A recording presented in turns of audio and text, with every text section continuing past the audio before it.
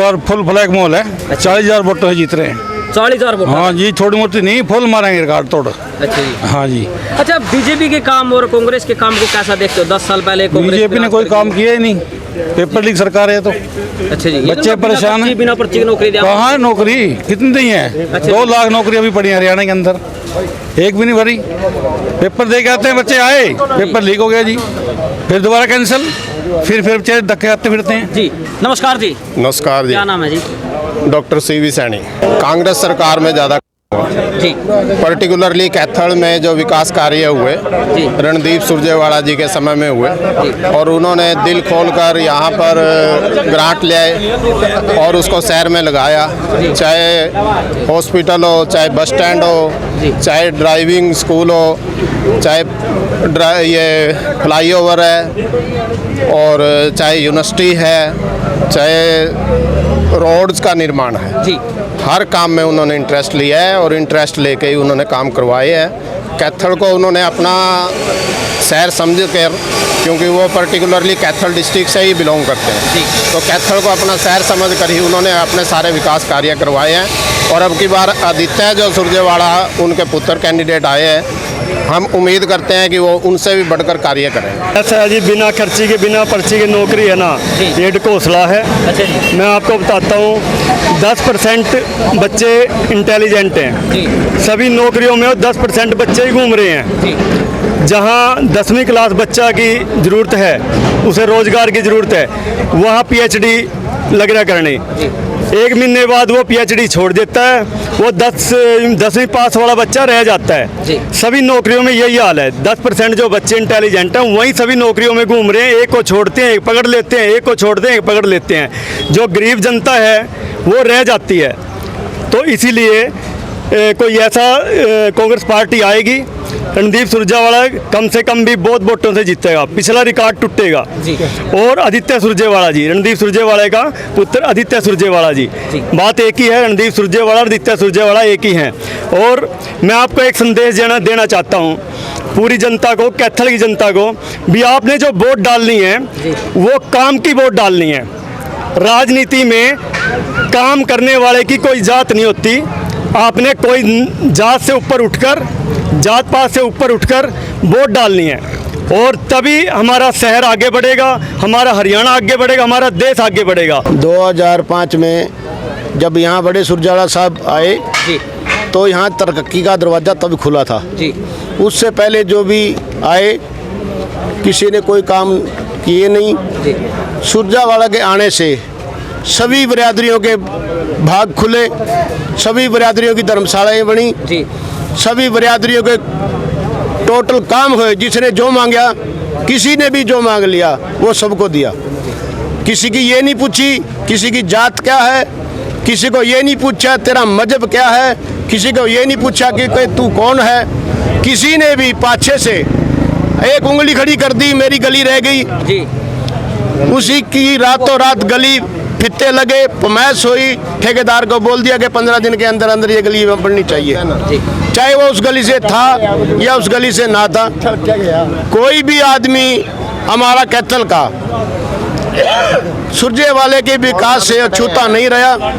सुरजेवाला साहब ये देखा करते थे भाई कहाँ शहर में कमी है विकास की, कहाँ कोई रोड टूट गया, कहाँ कोई पार्क बिना बने रह गई, कहाँ कोई पुराना जो गंदगी है वो कचरा बाहर हो।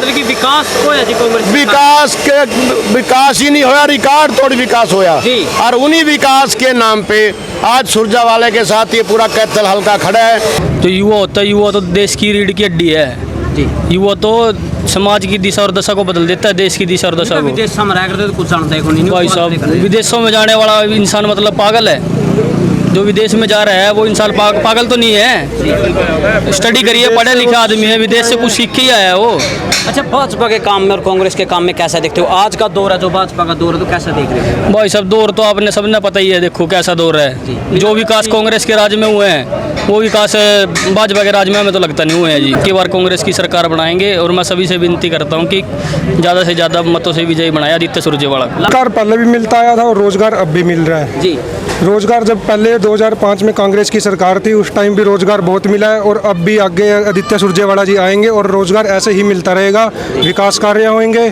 पिछले 5 सालों में आप लोगों ने देखा है कि कितने विकास कार्य हुए हैं। कैथल की लाइटें तक नहीं बदली गई हैं। अब आने वाले टाइम में आप आदित्य सुरजेवाला जी को भारी मतों से विजयी बनाएं और अपने रोज़गार कार्य सारे जो विकास कार्य हैं उसको अपना कंप्लीट करें, भारी मतों से विजयी बनाएं। हमारे हर एक कैथल वासी, मेरे कैथल के परिवार वालों के दिल में वो ये बात है कि हम तंग आ गए। हमारे बच्चे कैथल छोड़ के दिल्ली, गुड़गांव, कनाडा, ऑस्ट्रेलिया जा रहे हैं। कोई भविष्य रहता है। MA, BA, PhD पास हमारे बच्चे, चपरासी की नौकरी नहीं लग रहे हैं। जो हमारा विकास हुआ था हमारे शहर का, जो सड़कें बनी थी, इंफ्रास्ट्रक्चर बना था, स्कूल, कॉलेज, यूनिवर्सिटी बने थे, पार्क बनी थी, बिजली घर बने थे, सीवेज ट्रीटमेंट प्लांट बने थे, सब ठप हो गए।